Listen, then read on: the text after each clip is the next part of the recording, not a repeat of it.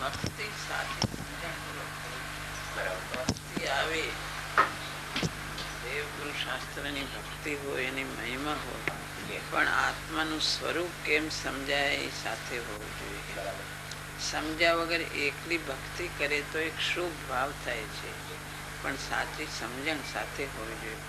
કેમ આત્મા સમજાય, આત્માનું સ્વરૂપ શું છે, આત્માનું સ્વરૂપ ગુરુદેવે શું કીધું છે, કે આત્મા અંદર જુદો છે, જાણનારો છે, જ્ઞાયક છે, એ બધું સમજણપૂર્વક ભક્તિ હોવી જોઈએ. પછી શુભ ભાવ ભક્તિનો આવે, પણ માત્ર સમજ્યા વગર એકલી ભક્તિ કરવાથી એમ અંદર સમજાય નથી. સમજવાનું ધ્યેય હોવું જોઈએ.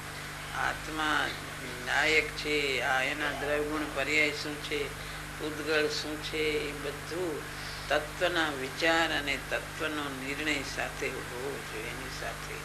એની સાથે સાથે ભક્તિ હોય છે, સમજણ હોવી જોઈએ સાથે. એમ કોઈ કરી દે છે એવું નથી હોતું, પોતે કરે તો થાય છે. ઉપાદાન પોતાનું તૈયાર થાય તો ગુરુ એમાં નિમિત્ત હોય છે, પણ ગુરુ કરી જ નથી દેતા. એક દ્રવ્ય બીજા દ્રવ્યને કોઈ કરી શકતું નથી.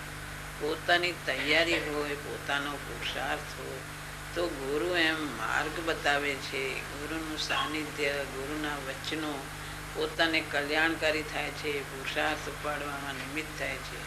સાચો માર્ગ ગુરુ બતાવે છે, બધો ગુરુનો ઉપકાર છે, પણ પુરુષાર્થ કરવાનો પોતાને લે છે.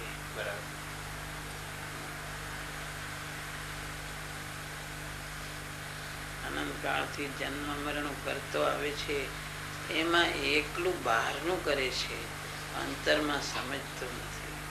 સમજ્યા વગર થઈ શકતું નથી.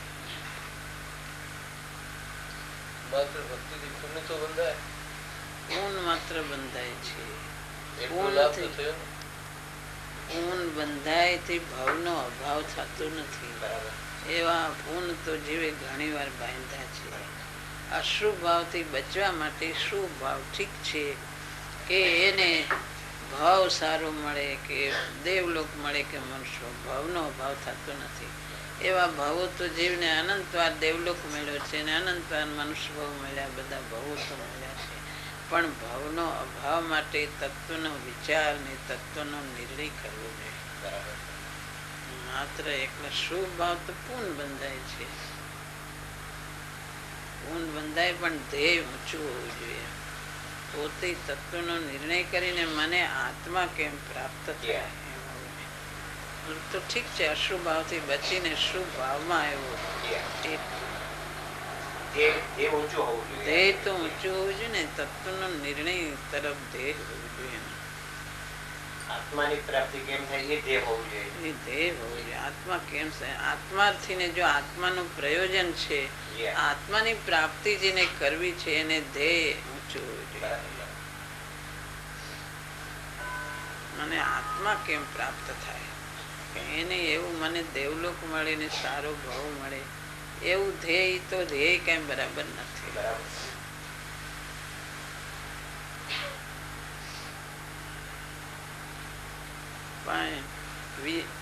તત્વનો નિર્ણય કરે, બધું કરે, પણ જો દેવગુરુ શાસ્ત્રની મહિમાને ભક્તિ ન હોય, કે હું તો સમજુ છું, મારાથી ને બીજાનું શું કામ છે, એવો અભિપ્રાય હોય તો તે પણ ઠીક નથી. અનાદિકાળનો અજાયનો માર્ગ છે, એ પોતાની મતિ કલ્પનાથી નિર્ણય કરે તો એમાં એને ભૂલમાં પડે છો. ભૂલ થવાનો સંભવ છે. એને પોતાની ઈચ્છા પ્રમાણે નક્કી કરી લેવું તે પણ બરાબર નથી. ગુરુએ શું કીધું છે, શાસ્ત્રમાં આચાર્યોએ શું કીધું છે, ગુરુ કે શું માર્ગ બતાવે છે, હું ક્યાં ભૂલું છું, એમ ગુરુનો આશ્રય લેવો જોઈએ. તત્વના નિર્ણયમાં પણ ગુરુનો આશ્રય સાથે હોવો જોઈએ. એમ આશ્રય વગર પોતાની મતિ કલ્પના એ નિર્ણય કરે તો એ પણ બરાબર નથી. ત્રણ વાત કરી.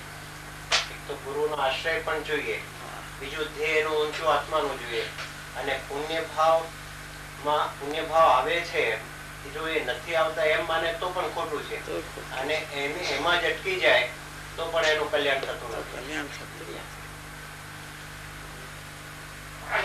શું ભાવ આવે પણ એમાં અટકે તો એમાં કલ્યાણ થતું નથી. હાજી.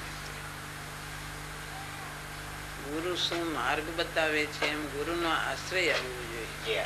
પોતાની મતિ કલ્પનાથી નિર્ણય કરે તો પણ બરાબર નથી. બરાબર. પણ તત્વના નિર્ણય વગર આગળ જઈ શકતો નથી. જી હા. બહુ સરસ.